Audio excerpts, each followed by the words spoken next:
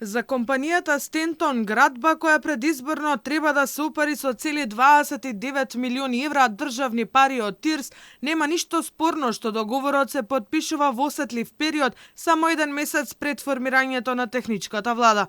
За нив било нормално и законски јавната набавка да се спроведува на 5 месеци пред избори, бидејќи вакви набавки се спроведувале и ќе се спроведуваат и по техничката влада.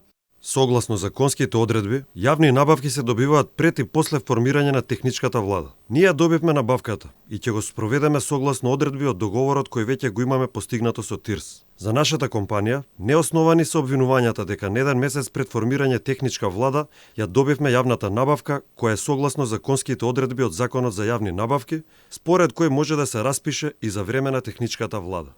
Останува отворено прашањето зошто во зоните на Тирски се гради амбуланта и градинки, бидејќи ваква инвестиција воопшто и не беше најавена. Дополнителен сомнеш фрла сумата која за неколку објекти достигнува речиси 30 милиони евра, како и тајмингот. Договорот е потпишан само еден месец пред формирањето на техничката влада. Од ТИРС објаснуваат дека овој проект е потребен согласно резултатите од анкетите кои ги спровеле. Инаку Стентон Градба во име на ТИРС треба да изгради амбуланти, сместувачки капацитети, градинки, складишта и паркиралишта во вкупна површина од 31.500 метри квадратни во зоните во Скопје, Прилеп и Штип. Дирекцијата се обврзала во рок од 60 дена да исплати аванс во вредност од 20%, односно речиси 6 милиони евра, а потоа да се плаќаат месечни рати. Инаку Стентон Градба работи на повеќе државни проекти, меѓу кои изградбата на железничкиот коридор Белјаковци Крива Паланка,